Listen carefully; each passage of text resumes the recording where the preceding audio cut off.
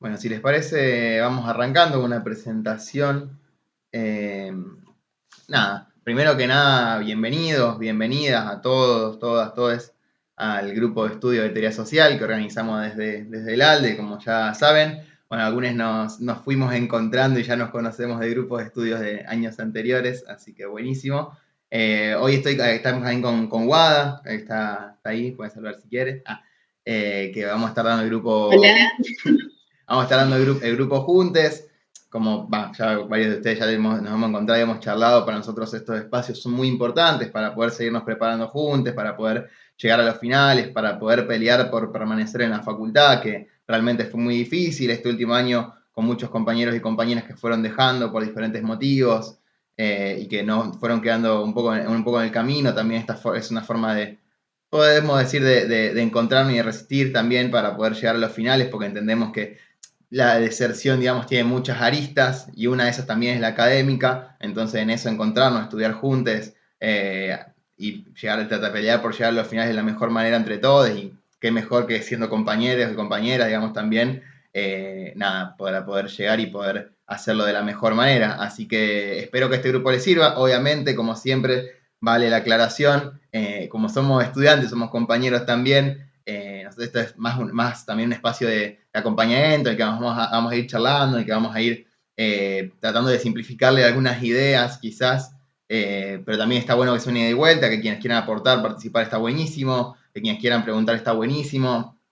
Antes de arrancar, quería hacer algunas consideraciones generales en relación a la materia. Después, obviamente, por lo anterior, aclarar siempre vuelvan a los textos. Es muy importante que puedan abordar los textos fuentes, que no se queden solo con un resumen, no solo con un grupo de estudio, incluso solo con una clase de repaso, sino que siempre ir encontrándonos de vuelta y volver a los textos es muy, muy importante.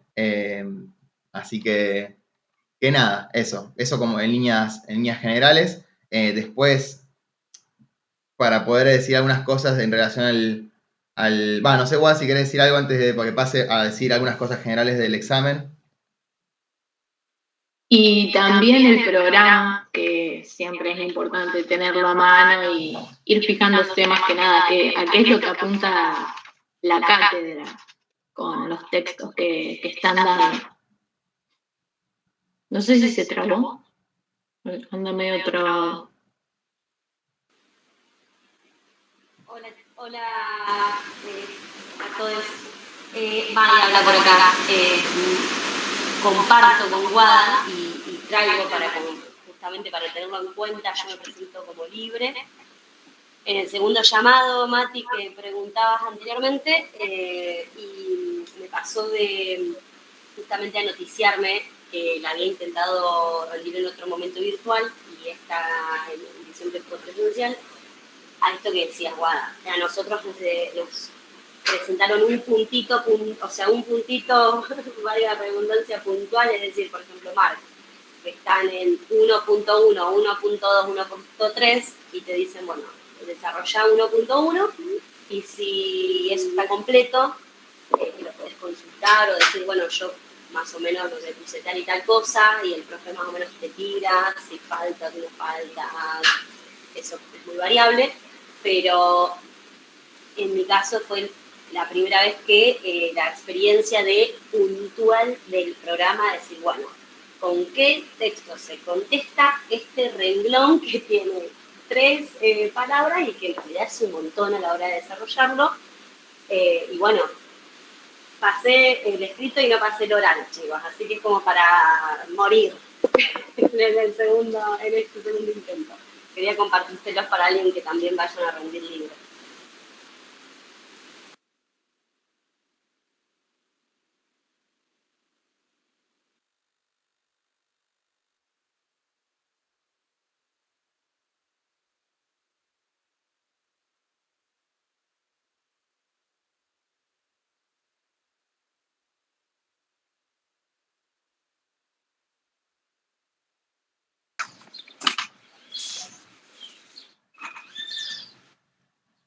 Bien.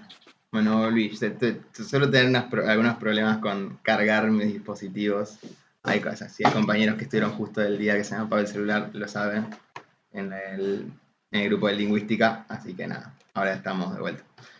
Seguimos con trabajo, salario, capital. Bien. Bueno, hay algunos puntos a tener en cuenta, trabajo, salario y capital. Primero, ni hablar, siempre el título, digamos, es un punto importante sobre el cual pararnos, sobre qué son los puntos centrales de ese texto en particular. Capaz que lo primero a poder entender, o uno de los puntos más importantes, es saber, bueno, justamente desde trabajo asalariado implica que existe un salario.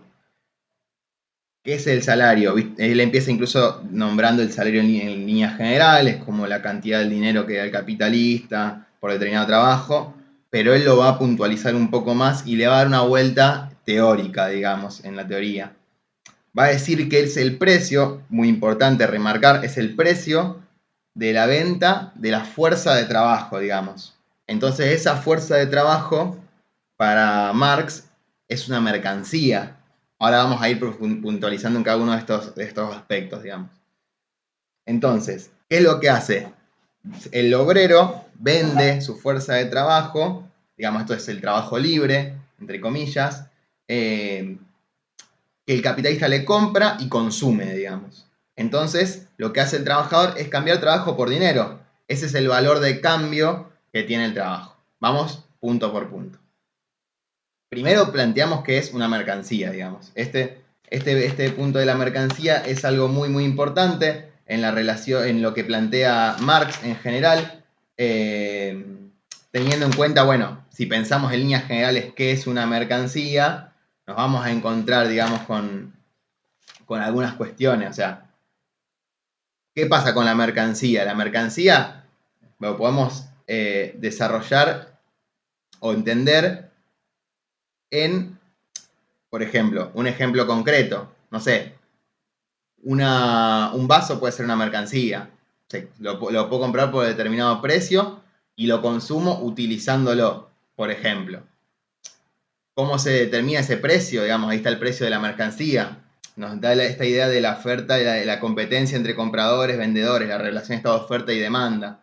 Entonces, si hablamos de precio en la mercancía, en general, digamos, y esa relación oferta-demanda, eso también se va a dar en el trabajo, al ser el trabajo una mercancía. Entonces ahí entra el precio del trabajo. Eso por un lado. Entonces, ¿qué estamos hablando? De la fuerza de trabajo. No estamos hablando del trabajo en sí mismo, sino la fuerza que tiene el trabajador. Ahí se mide de diferentes maneras, digamos. ¿Por qué? Porque, bueno, justamente está el salario, que es ese precio por el que vendemos la fuerza de trabajo, que nosotros lo podemos vender en tiempo, lo podemos vender en cosas, digamos, en cosas concretas que hacer, pero siempre se le vende a un capitalista, en este caso, a un burgués, si se quiere. Y a su vez, tenemos que tener en cuenta que justamente hablamos de trabajo libre, supuestamente. ¿Por qué hablamos de trabajo libre? Acá hay un punto que está bueno tener presente, que si bien no es central en la teoría, es central en la teoría marxista en general, pero para tener en cuenta, plantea que el trabajo es libre porque el obrero, digamos, es libre de decir, bueno, listo, no trabajo más para vos, pero a su vez no puede liberarse de toda la clase burguesa, digamos, toda la clase capitalista, porque necesita justamente esos medios de vida para vivir.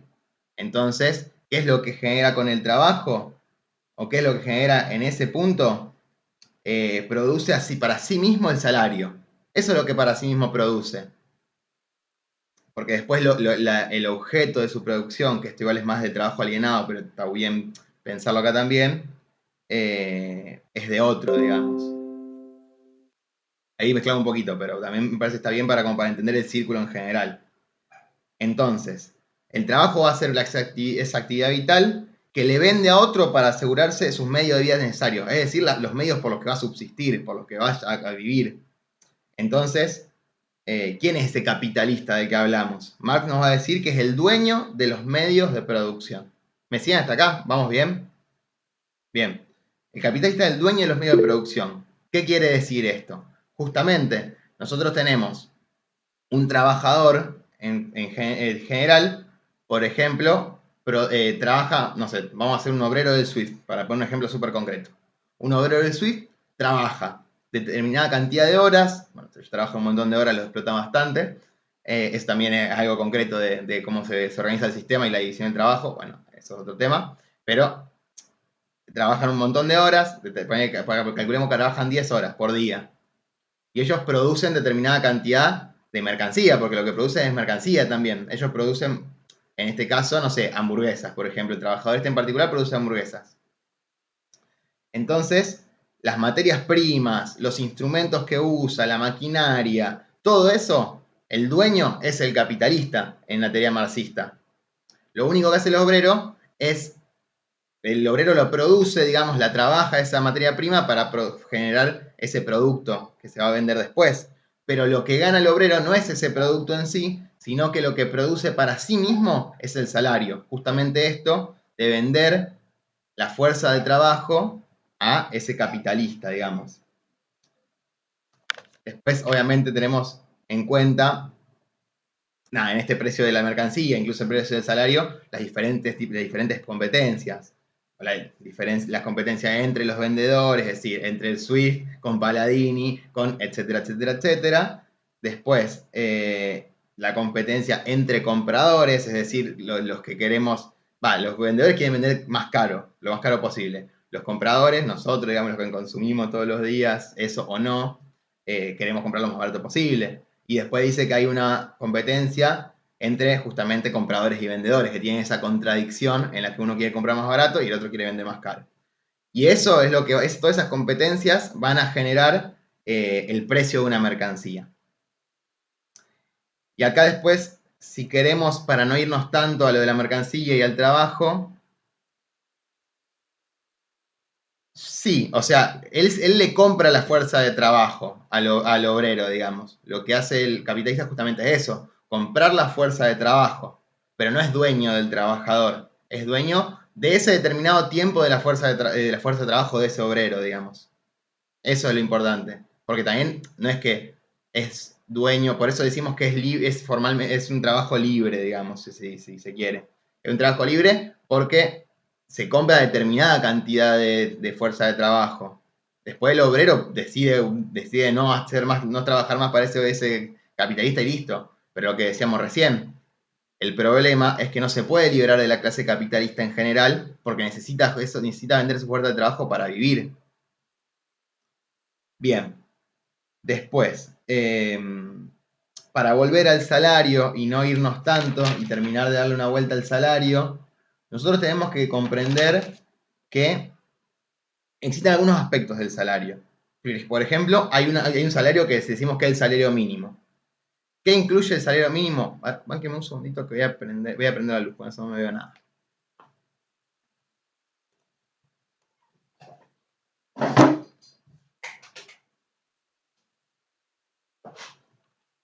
Bien, volví. Bueno, ¿qué decíamos? Salario mínimo. ¿Qué incluye el salario mínimo? Es el coste, digamos, de existencia y reproducción de ese trabajador. Es decir, ese es un estimativo, obviamente, sobre cuánto le cuesta a un trabajador vivir y poder reproducirse, porque a su vez lo que necesita este sistema, según la teoría marxista, es poder producir nuevos trabajadores. Entonces eso también es otro punto. Y después hay tres tipos de salario que podemos entender. ¿Cuáles son estos tres tipos de salario? El salario nominal, que es la suma de dinero, digamos, en concreto, por la que el obrero vende su fuerza de trabajo. Es decir, no sé, este obrero de Swift gana, no sé, 80 lucas, ponele. Una miseria si es 80 lucas igual, pero no importa. 80 lucas vamos a poner. Es el salario nominal. El salario real es la cantidad de mercancías que puede comprar con ese dinero. Es decir, no sé, con esa cantidad esa cantidad de plata, ese obrero puede comprar, no sé, tanta cantidad de hamburguesas, ponele, por ejemplo, pero en general para cualquier mercancía. Y el salario relativo, que incluso acá entra lo de la plusvalía y eso, pero bueno, no importa, no nos vamos a meter en eso, que es determinado con la relación que hay entre la ganancia del obrero y la ganancia del capitalista, es decir, proporcional. Que en general, acá también es donde se va haciendo más diferencia, digamos, en el salario relativo, porque lo que dice en un momento es que la ganancia, digamos, del capitalista aumenta, y capaz que aumenta el salario nominal, digamos, capaz que aumenta el salario nominal del obrero, capaz que en vez de ganar 80 gana 100 lucas en un momento, pero en proporción a lo que gana ahora el capitalista, es muy poco, digamos, porque el salario relativo es bajo. Es decir, por ejemplo, acá, no sé, al obrero se le subió ¿cuánto sería? 25%, pero el capitalista, nada, tuvo venta récord y subió el 100% sus ganancias. Eso es lo del salario relativo. Bien. ¿Venimos bien hasta acá con el salario en particular? ¿Se entiende? Bien. Me veo las caras de quienes creen algo. Es muy complicado dar un ejemplo del relativo. Es como que lo termina, o sea, lo entiendo, pero trato de pensar un ejemplo y me cuesta. Bueno, pensémoslo así. Vamos a ver un ejemplo con los 3 salarios al mismo tiempo. Vamos de vuelta con este obrero del Swift que gana 80 lucas. Este obrero gana 80 lucas. El salario, ese es su salario nominal. Su salario real es qué cantidad de cosas puede comprar con esos 80 lucas. Hasta ahí estamos.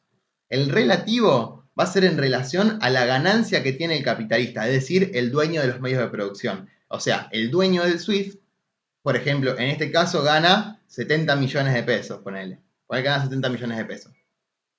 El obrero gana 80.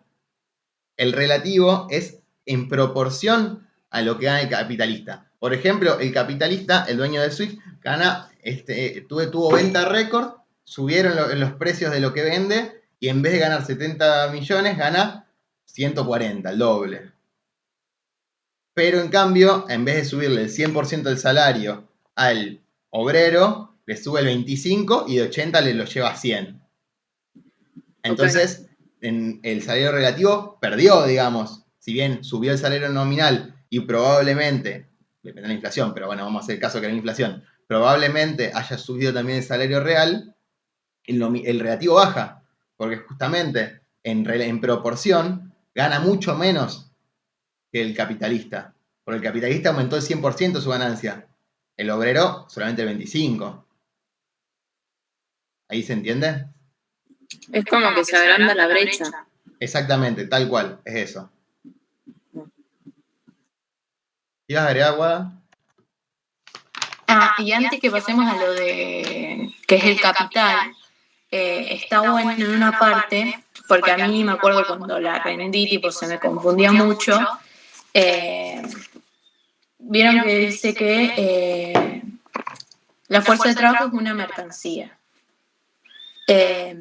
Y las leyes que determinan el precio son las leyes de la oferta y la demanda. Pero después se pregunta, ¿qué determinan las leyes de la oferta y la demanda? Dice que es el costo de producción. Y dice que el costo de producción está formado por las materias primas, es decir, por poner en este caso, por la carne de vaca, no sé, cebolla, no sé qué tendrán las hamburguesas esas. Un ejemplo antivegano, disculpen a todas las veganas y vegetarianas. El desgaste de los instrumentos y el trabajo directo, que esa sería la fuerza de trabajo. Después, más adelante dice, pero ¿cuál es el costo de producción de la fuerza de trabajo? Es decir, que como que se subdivide. Y dice, es lo que cuesta sostener al obrero y educarlo para ese oficio. Entonces, dentro de ese trabajo directo, de esa fuerza de trabajo, el capitalista debe contemplar, por ejemplo, los gastos que va a tener el obrero para sobrevivir, es decir, el salario básico de la comida, de una vivienda y nada más que eso. El aprendizaje, es decir, que el obrero aprenda a su oficio, por ejemplo, a hacer las hamburguesas. Y la reproducción del obrero, es decir, que el obrero pueda tener más hijos que sean obreros también como él. Nada, eso quería decir porque a mí me acuerdo que se me confundía mucho. Es como una subdivisión, porque es como decís, bueno, ¿cuál es entonces? ¿Cómo está formado entonces el costo de producción? Como, bueno, nada, eso. No sé si confundí más, no sé si confundí más de lo que aclaré.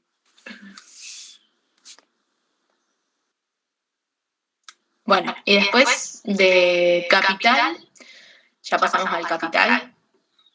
Bueno, dice, el capital está formado por las materias primas, por los instrumentos de trabajo y los medios de vida que se emplean para producir nuevas materias primas, nuevos instrumentos de trabajo y nuevos medios de vida. Es trabajo acumulado, dice Marx.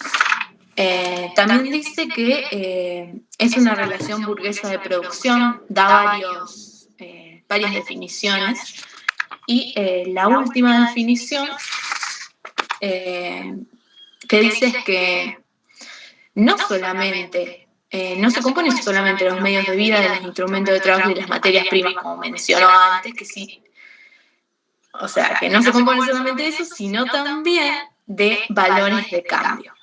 Es decir, de mercancías. Bien, Bueno. en ese punto, para simplificarlo, ni siquiera para simplificarlo, sino para comprenderlo. El capital, vamos a empezar al principio. ¿Qué le da valor a una mercancía? Y acá lo que nos dice Marx en general es que lo que le da valor es el trabajo humano. Entonces, en este caso, nosotros cuando tenemos una materia prima, ya de por sí, para obtener una materia prima necesita trabajo humano porque tenés que extraerla de alguna forma.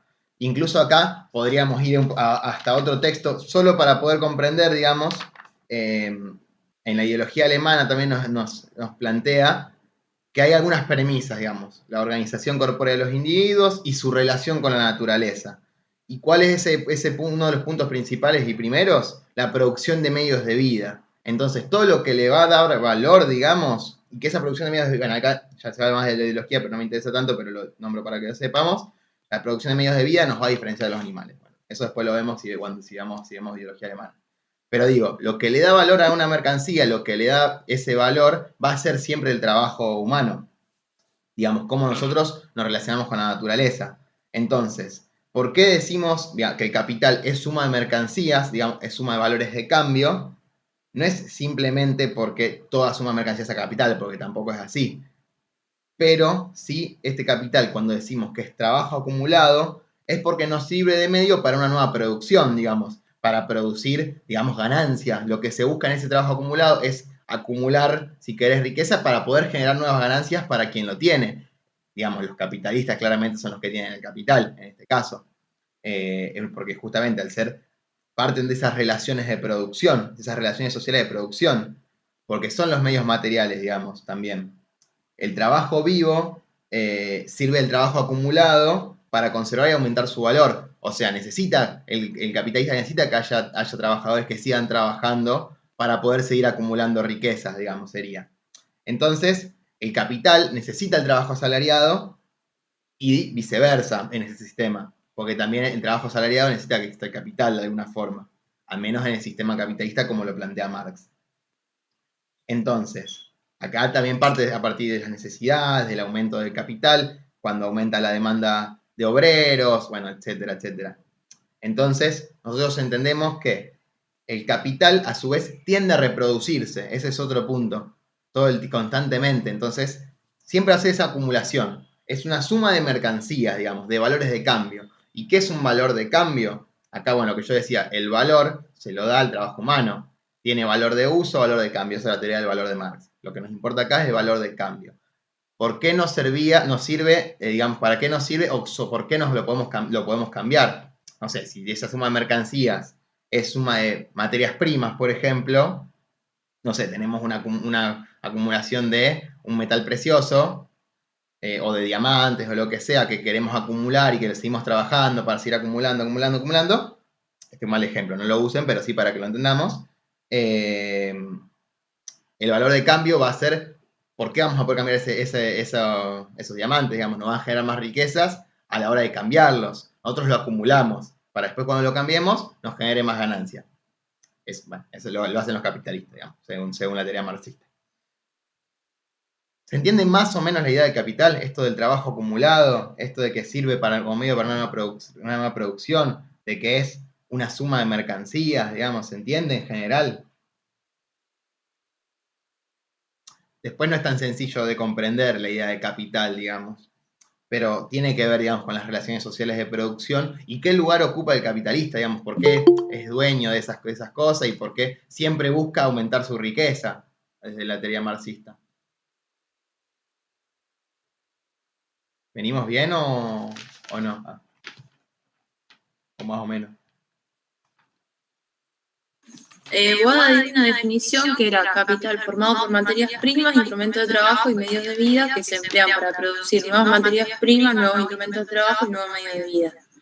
Y después está bien esto, digamos, que se agrega que no solamente se compone de las materias, los instrumentos, sino también de valores de cambio. Es que en realidad es al revés. Todas esas cosas que vos nombraste son valores de cambio, digamos.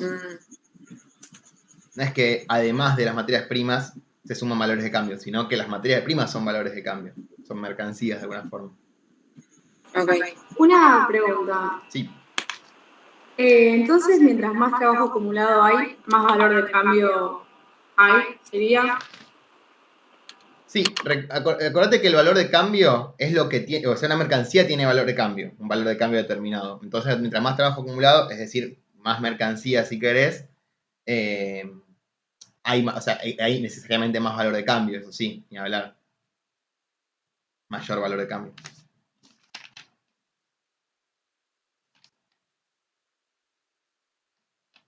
Bien. Bueno, ¿estamos con este texto? ¿Quieren que hagamos algún otro? Yo creo que igual, si quieren que terminemos con Marx, a mí al menos me gustaría que veamos un poco de ideología alemana y algo un poquito más corto capaz, pero capaz que estaría bueno ver un poquitito. Ya lo fuimos nombrando, capaz un poco lo del trabajo alienado. O sea, estaría bien poder verlo un poco más, pero me parece que para priorizar algunas otras cosas, capaz podemos ver un poco de la ideología alemana. No sé qué les parece a ustedes. Por lo menos para terminar un poco una idea más general de Marx, ¿no? Porque pues siempre faltan cosas.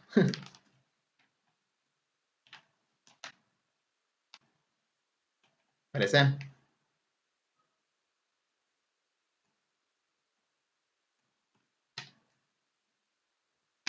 Bueno, entonces vuelvo a lo que había nombrado de la ideología alemana. Nosotros tenemos que entender, acá hay una diferencia, digamos, entre, plantea la ideología, este texto se llama así también porque hay una diferencia y una discusión con justamente los alemanes o los teóricos alemanes. Y él plantea algunas ideas porque él tiene una concepción materialista de la historia, que en la ideología alemana hay una concepción mucho más idealista, si se quiere. Y plantea algunas cosas en esta concepción materialista. O sea, lo primero que dice, como primer premisa, es que hay una organización corpórea de los individuos, es decir, hay individuos humanos que son vivientes, y que esos individuos siempre están en relación con la naturaleza. Es decir, somos individuos de necesidades. ¿Y qué es lo que nos diferencia de los animales? Que esto es lo que decían antes, la producción de nuestros medios de vida. Nosotros producimos nuestros medios de vida, digamos. Nosotros trabajamos la tierra o, no sé, cazamos y cocinamos la carne o, depende de muchas, o nos hacemos casas, digamos, para poder vivir y no vivir a intemperie, etcétera, etcétera.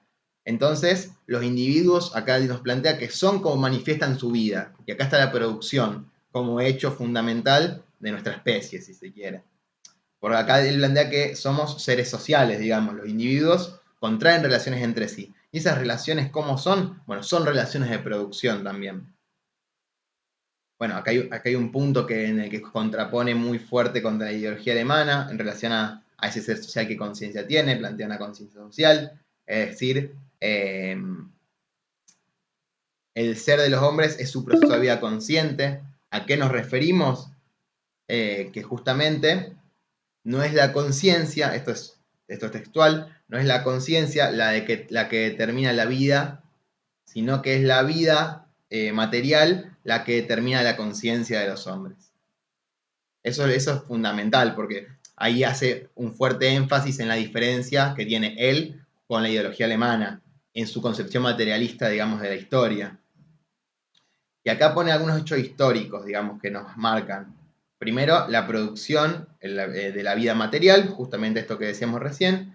La satisfacción de esa primera necesidad conduce a nuevas necesidades. Una vez que satisfacemos esa necesidad, no sé, la primera necesidad de poder alimentarnos, si querés, siempre van surgiendo nuevas necesidades. Eso también es algo que lo que va haciendo la historia en general.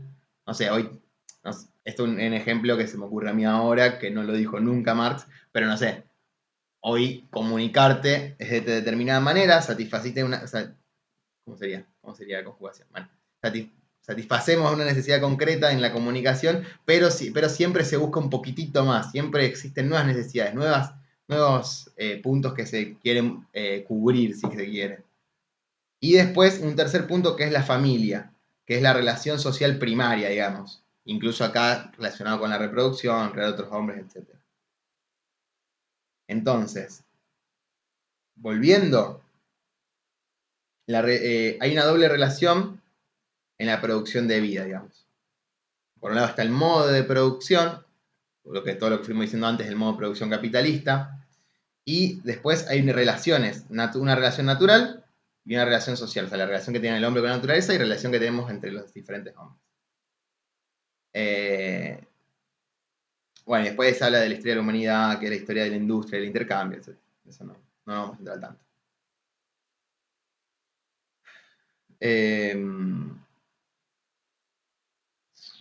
A ver qué más. Bueno, después nombra que las ideas dominantes de cada era son las ideas de la clase dominante, en este caso sería la burguesía, si querés, en el caso del capitalismo. O la de propiedad privada. ¿Ustedes saben, o digamos, a qué se refiere cuando Marx habla de propiedad privada?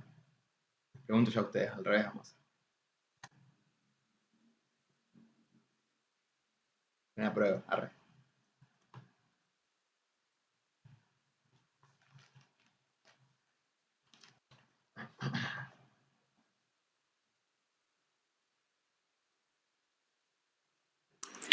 No, yo eso nunca lo puedo entender bien, como que no, nunca encontré una definición exacta de cuando Marx habla de propiedad privada.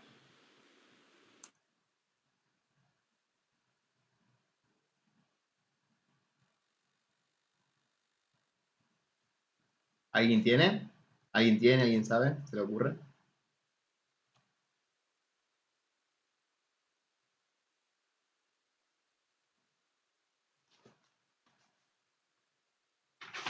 Hay una parte en ideología alemana que habla del derecho privado. Creo que ahí está tipo históricamente cómo es que aparece y por qué el Estado le hace de garante.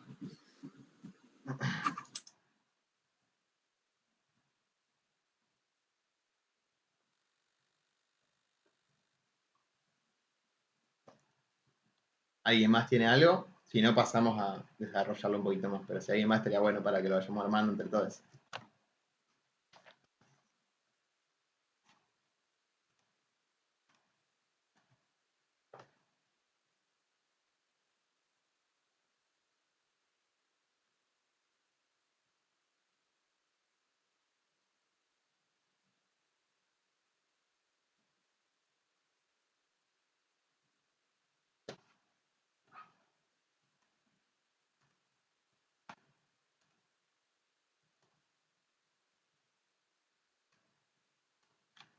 Bueno,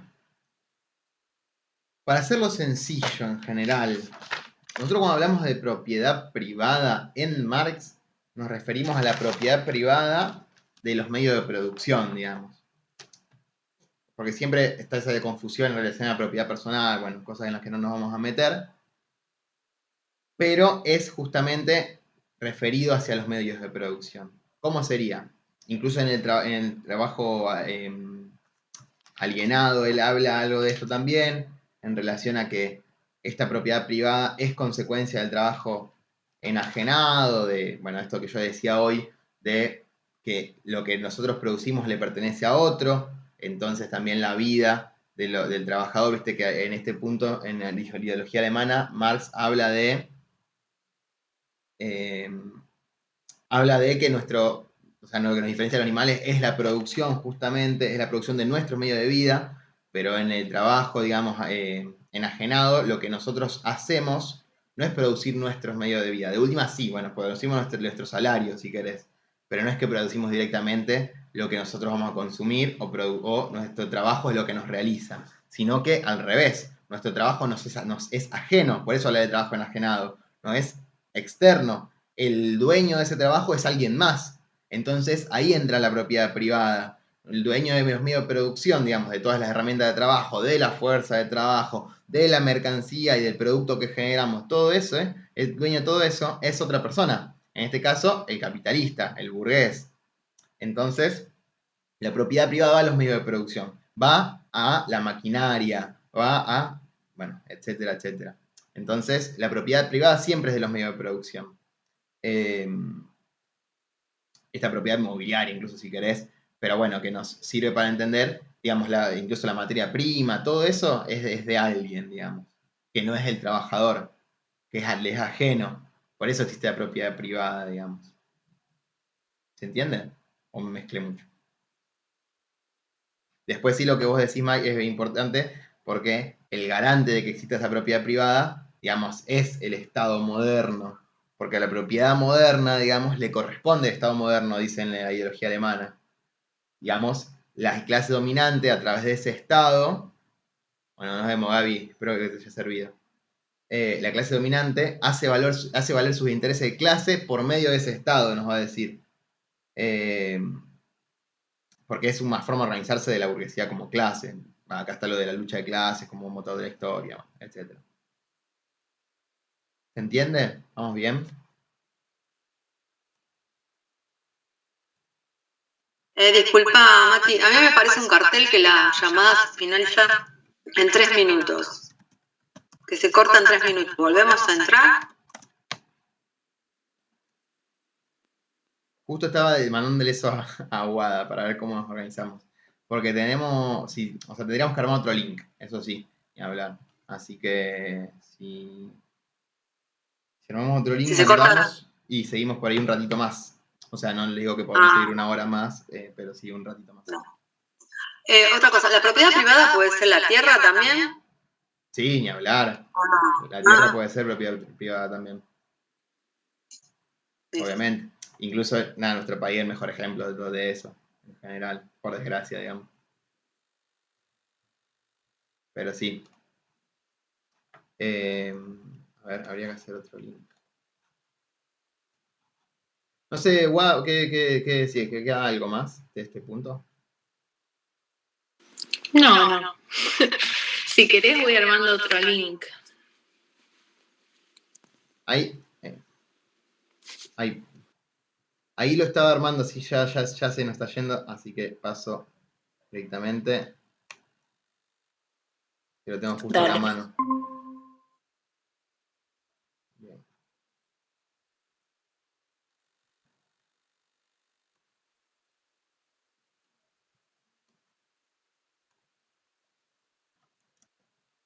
Bueno, ahí está el link en el chat. Entremos ahora, porque en menos de un minuto se termina esto, así que entremos directamente a ese link y seguimos por ahí. Vamos ya.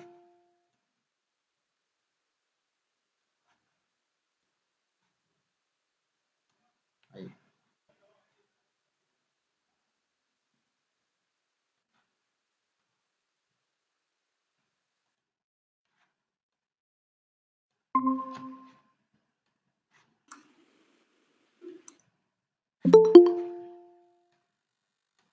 Bien.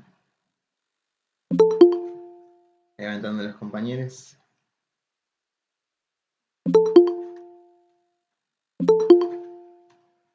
¿Cómo vienen hasta acá, en general? Yo me comentando. Saben que por ahora vimos un solo autor, ahora capaz podemos tocar un poquito algún otro, capaz podemos tocar un poco de Durkheim, yo tengo un poco más ganas de ver a Durkheim, pero podemos ver un poquito más de alguna otra unidad 2 y de última el próximo encuentro seguimos desarrollando los otros autores que nos hayan faltado, incluso el autor que vayamos a hablar ahora no lo vamos a poder desarrollar del todo, pero nada, miren ustedes qué onda. ¿Bien la vienen siguiendo o nos mezclamos mucho? No, bien, yo en realidad lo que estoy buscando es ver de responder una pregunta que me hicieron en el final, que era la primera pregunta con la que se empieza, ¿cómo caracterizo el modo de producción burgués? Intenté responderla de todos lados y no, después avancé a, digamos, otra pregunta y eso. Me dijeron que después volvemos a esto, pero no pude. Yo lo único que me faltó hablar ahí para poder caracterizar fue de superestructura y estructura, que supongo que capaz la respuesta iba por ahí.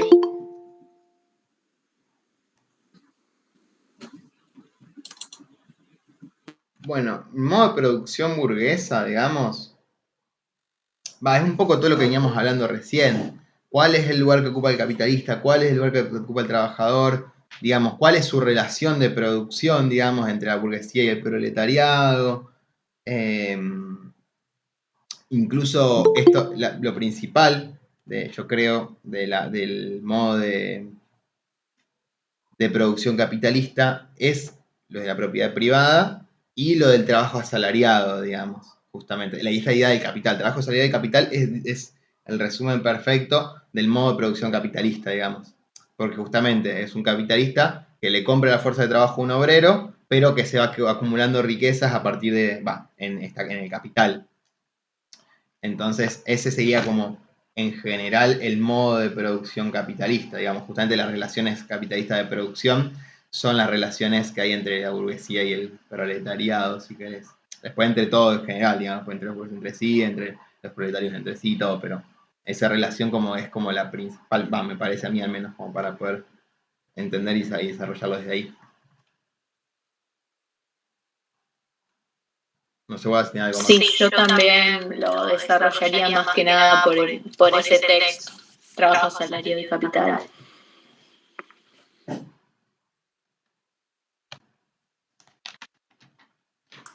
Una pregunta.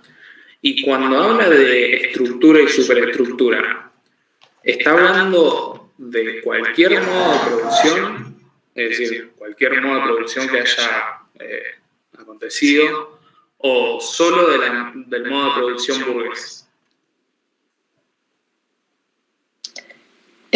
Según entendí yo, de cualquier modo de producción, él dice que hay 3 modos de producción en la historia occidental, que es el esclavismo, el feudalismo y el capitalismo. Y todos esos van a tener una estructura diferente y por lo tanto una superestructura diferente. Pero después hace hincapié en el capitalismo, o sea, todo modo de producción tiene una estructura que está formada por fuerzas productivas, por relaciones sociales de producción y una superestructura. Claro. No sé, Mati, si vos lo habías entendido así. No, sí, es que incluso es así, digamos, la idea de la estructura y la superestructura, Marx te la plantea como una forma de poder estudiar los diferentes modos de producción que existen, digamos, ¿no? Incluso las diferentes sociedades, ni siquiera los modos de producción, en realidad, al revés, las sociedades en sí, porque también una sociedad se determina, o sea, que es por su modo de producción, por las relaciones sociales de producción que existen en ella. Por eso, por ejemplo, hoy el capitalismo justamente porque el modo de producción es capitalista, el feudalismo porque el modo de producción era feudal. Claro, yo preguntaba por si se podía llevar o sea, lo que dice Marx con estructura y superestructura a otros modos de producción y sigue valiendo. Claro. Sí, ni hablar. Son leyes generales que él plantea, digamos, en general. Por eso también está bueno. O sea, si bien el que conocemos nosotros, porque lo vivimos todos los días, el capitalista, hay otros modos de producción distintos que han existido a lo largo de la historia que tienen ese mismo, y está bueno hacer el análisis. Después, en general, no nos van a, para el examen en particular, no nos van a preguntar, digamos, cuál era la estructura o la superestructura de tal modo de producción o de tal sociedad histórica. Eso no, tampoco te huele estando de la cabeza. Después, si te interesa hacer el laburo, hacerlo, está buenísimo, pero digo para el examen en particular. Está bien, gracias.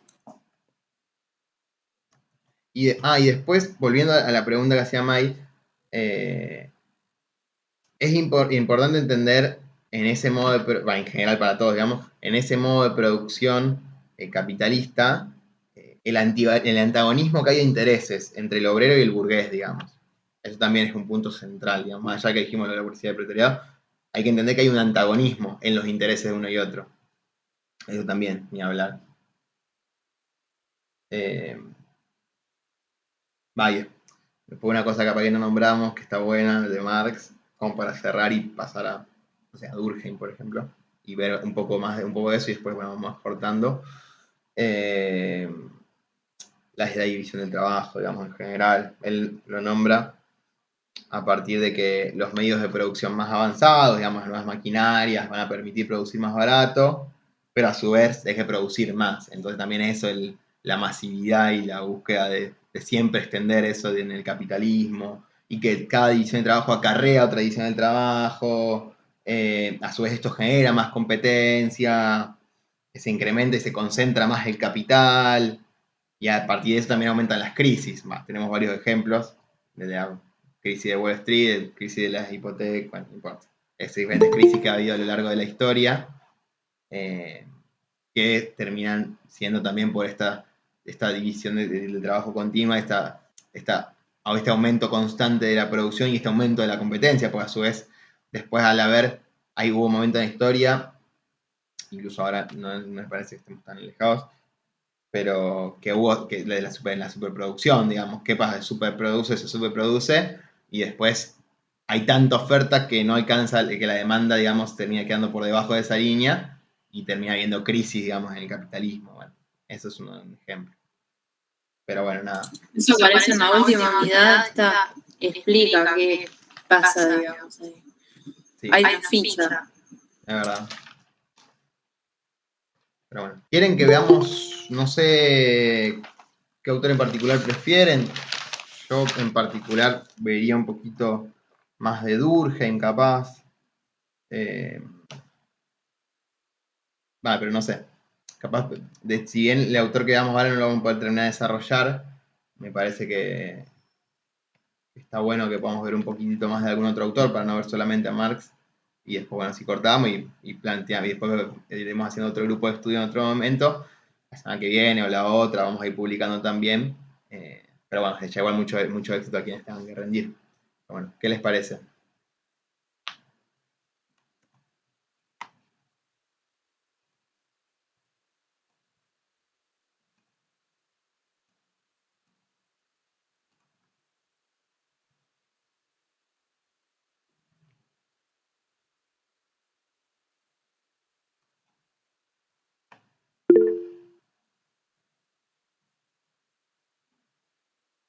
De una. Bueno, lo de unidad 3 va también por una cuestión de lo que fuimos preparando para hoy y que es imposible abarcar todo, lo vamos a ver más en otro momento, digamos, más en particular.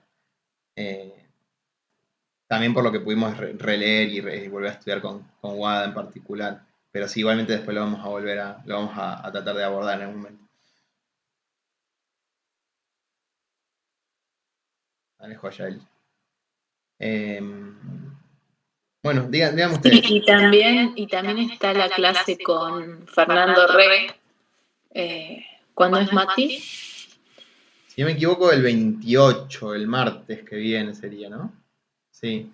Sí. Esa es en la Facu, que también es más de repaso, va a haber más cuestiones generales. Y ahí también está bueno porque un docente sabe un montón y que es muy dinámico incluso también. Pero bueno, díganos ustedes si quieren que avancemos un poco con Durkheim o no sé si quieren que hagamos los diferentes tipos de suicidio al menos, y después vemos, y después en el próximo encuentro seguimos charlando. Dale, por mí Durkheim, pollo. Sí, o qué texto de Durkheim les resultó un poco más complejo, quizás. ¿El suicidio? Bueno. Bien.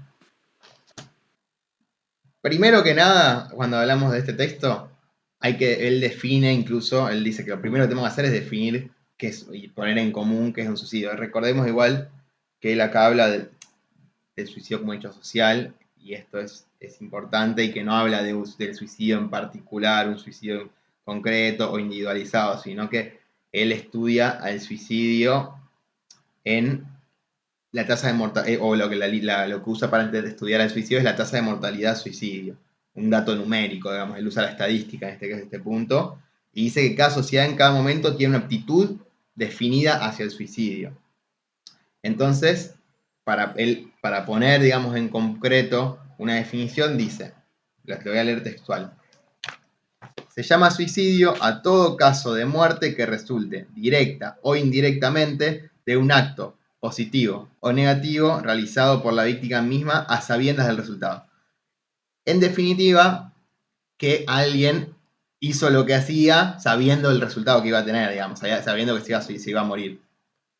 Porque, por ejemplo, incluso después pone un ejemplo de alguien que se tira por una ventana pensando que era más baja, creo que era más o menos así, nada, y se mata, no significa que haya suicidado, digamos. O al menos no en los términos que él plantea. Y él acá plantea que el suicidio es un hecho social. ¿Alguno se acuerda que cómo define el hecho social, Durkheim? Me parece que eran maneras de hacer o modos de ser que son del exterior, es decir, que tienen coacción sobre los individuos, algo así. No está muy pulida la definición, pero bueno. No, está bien, está bien. Si quieren la leo, que la saqué de otro texto que dice, consisten en formas de actuar, pensar, hacer, sentir, exteriores al individuo y dotados de un poder de coacción que se ejercen sobre las conciencias individuales. Pero sí, es lo que dijiste. Está bien interpretada. Claro, o sea, lo principal es entender esto, que no es que yo, digamos, hago el hecho social, sino que es algo que nos domina y que es externo a nosotros, se impone desde fuera, si digamos, lo plantea él también. Incluso dice que en un momento no por rigidez, digamos, porque tenemos que seguirlo a rajatabla, sino por el prestigio que tiene o incluso cómo actúa sobre nosotros, digamos. Pero esto siempre socialmente. Eso es lo más importante, que es exterior al individuo y tiene que ver con la conciencia social, con la función, etc. Entonces va a decir que el suicidio es un hecho social porque incluso él considera claro, no es propio del individuo, sino de la sociedad. Eso sería la idea. Entonces, el suicidio, lo que él va a considerar no es el suicidio particularmente, o sea, el suicidio individual, sino el conjunto de una sociedad dada en un tiempo determinado. Recordemos que él lo estudia de esa manera, de manera más científica, o más estadística, digamos. Entonces, digamos, cada sociedad, como decía recién, en cada momento tiene una aptitud definida al suicidio, y que después él plantea que hay diferentes suicidios, diferentes tipos sociales de suicidio, causa. Y recordemos que todo hecho social, todo fenómeno social en general, tiene que ser, digamos, tiene que tener una causa social. Por eso también él plantea esos tipos de suicidio, porque esa causa tiene que ser otro hecho social. Porque justamente si un suicidio es un hecho social, el hecho social siempre es consecuencia de un hecho social anterior. Entonces, plantea 3 tipos de suicidio. Nosotros en el recorte que tenemos se desarrollan 2 nomás. Están el altruista, que es el que no se desarrolla, pero que en líneas muy generales es que la razón de la vida está fuera de la vida misma, digamos. Muy generales, pero que no nos interesan tanto porque no se desarrolla en el recorte. Después el egoísta y el anómico, que ahora vamos a pasar a definir. Y se da en las sociedades antiguas, el altruista, y se centra en los otros dos, pues se da en las sociedades modernas. Claro, de una. Bueno, ¿qué podemos decir del suicidio egoísta? ¿Qué se les ocurre o qué se acuerdan? Es un ensayo, digamos, una práctica. Vamos a decirlo a ver qué nos sale.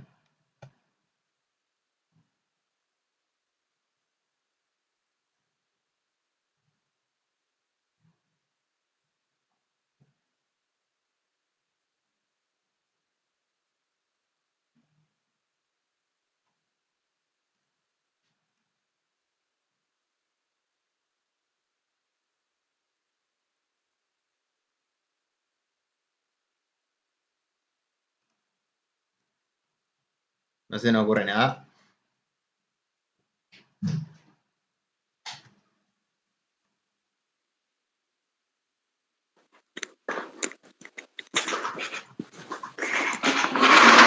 Yo me lo acordaba más o menos, digamos, sería como tipo no pensar seguir, por ejemplo, en los familiares, en el dolor que en sí le puede causar, ¿no? Lo que implica el suicidio.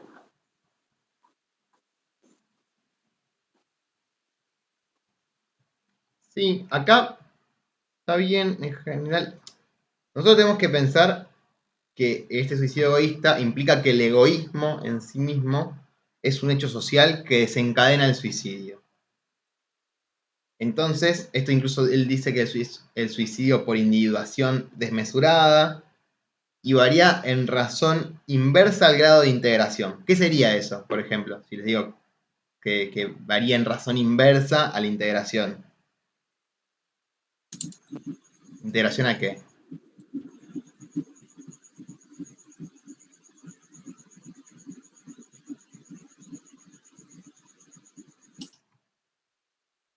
O sea, cuanto más, por eso dice individuación desmesurada, cuanto más individualizado está el yo, está más lejos de la integración social y eso es lo que provocaría el suicidio egoísta, digamos. Un individualismo excesivo como causa suicidógena. Dale, de nada, Luga, espero que te... Dale, Luga, de nada, éxitos. Bueno, sí, está bien lo que decís, Mike. Entonces decimos que el suicidio es por claro, relación inversa a la integración. Entonces sería que esa integración justamente es a grupos sociales que forman parte de los que forma parte del individuo, la religión, la familia, la sociedad política, por ejemplo, viste que él va dando ejemplos y los va profundizando. Pero lo que más nos interesa es que decir, a menor grado de integración, y esto a partir de la estadística de vuelta y todo un momento de sociedad, etcétera, mayor tasa social de suicidio. Acordemos que es tasa social. La tasa social de suicidio. La fuerza colectiva que reprime al suicidio se debilita. Eso es lo más importante. Esa fuerza colectiva que va a reprimir el suicidio se va a debilitar. Entonces, hacer el individualismo, dice él, contrario a la naturaleza humana, el hombre social necesita, o sea, se aumenta la tasa social de suicidio porque el hombre social necesita algo que lo exceda de alguna forma. Y en ese algo que lo exceda entran los grupos sociales y entran los otros con los que compartimos. Entonces, esa individualización desmesurada va a provocar un aumento en la tasa social de suicidio.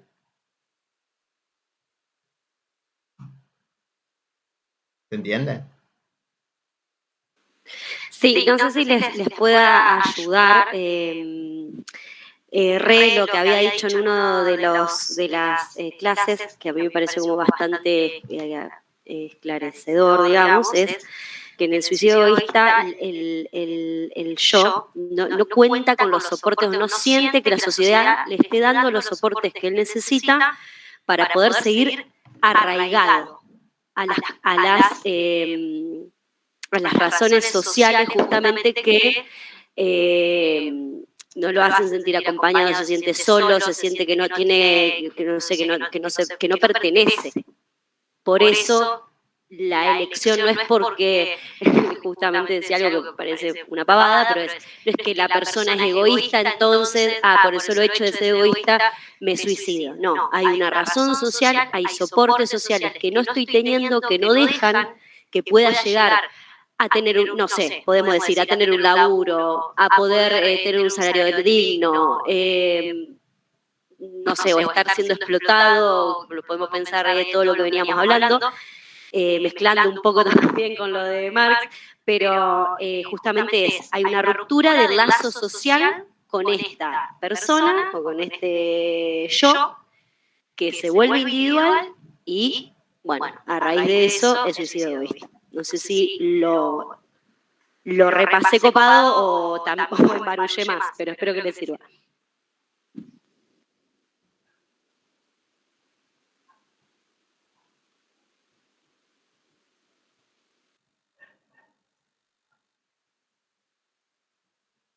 Sí, me parece que está bueno, es un ejemplo que está bueno, porque también muchas veces, la primera vez que lo leemos, suicidio egoísta, parece que el que se suicidó, digamos, un Gil, que es egoísta, que es súper individualista y en realidad es distinto, digamos, la individuación se da a la fuerza, no es que decidimos no poder integrarnos de diferentes formas, digamos, encuentran muchas maneras, y que a nosotros lo que nos importa es la tasa social, digamos. A menor nivel de integración de grupos sociales que existen en esa sociedad, que puedan abordar y contener a las personas, por decirlo de alguna manera, mayor tasa social de suicidio.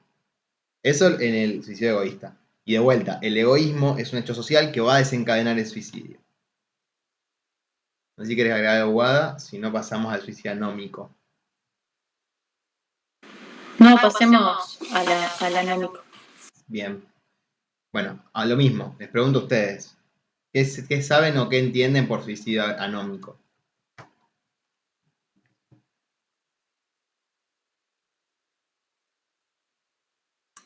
Creo que este me lo acuerdo un poco más. Tenía que ver con una falta de normas sobre las cuales el individuo se apoya, ¿puede ser? Algo así. Va por ese lado. ¿Quién más tiene algo? Creo que tenía que ver con las crisis industriales o financieras, que llevaban a desorden, entonces, provocaba ese tipo de suicidio.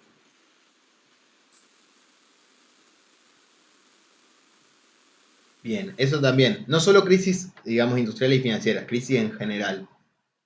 También los divorcios, o sea, los divorciados se suicidan más que los casados, decían. ¿Por qué? Porque el matrimonio como que le da una contención y al, digamos, faltar las normas que da, digamos, el matrimonio, como que se suicidan más. Y decían también que se suicidan más los varones que las mujeres.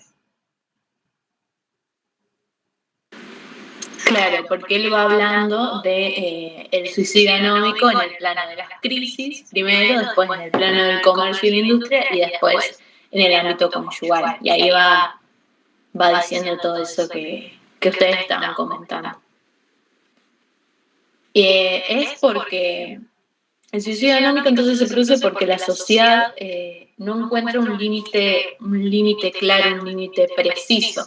El orden social aparece difuso, entonces, como la sociedad está tan desorganizada,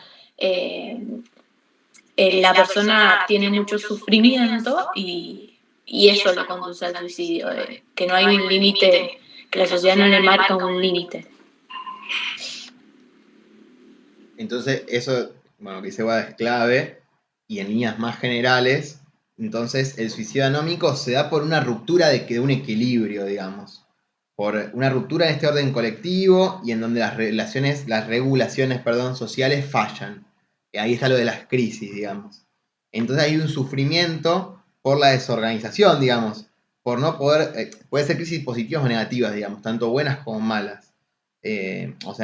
Por ejemplo, en el ejemplo económico, una crisis en la que no podamos satisfacer nuestras necesidades, o una en la que tengamos un aumento de riqueza repentino en el que no sabemos a qué aspirar, digamos. Dice, entonces, porque no puede satisfacer necesidades sociales, angustia. Y esas necesidades dice que requieren límites, ahí está lo de la regulación, y el poder moral, la regulación social, para que no sean angustiantes. Entonces, uno no aspira más de lo que puede esperar, porque sabe y tiene una regulación y está ordenado y es más concreto, y sentís que es justo lo que vos estás recibiendo de alguna forma, más allá de que sea o no justo en el objetivo, digamos.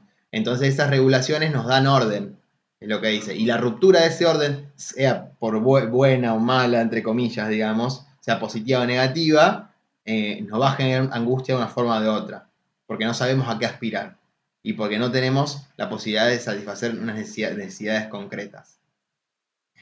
Y acá de vuelta, la anomia, esta ruptura, si querés, es un hecho social que desencadena en el suicidio. Por eso, al existir esta ruptura, hay un aumento en la tasa social de suicidio. ¿Se entiende? ¿Vamos bien? Oye.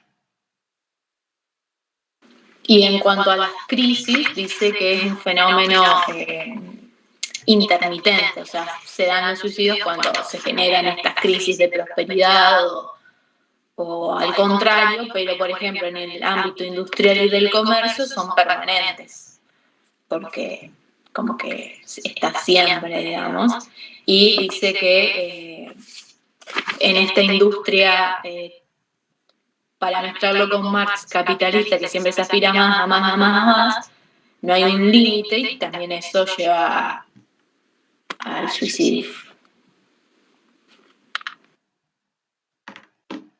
Bien. Si llegamos bien hasta acá, bueno, primero que nada, vamos a ir dando cierre, 1 horita y media de grupo, buenísimo. Esperamos que les haya servido mucho. Obviamente vamos a seguir haciendo estos espacios, vamos a seguir organizándonos para poder llegar y para poder, preparar juntos las materias.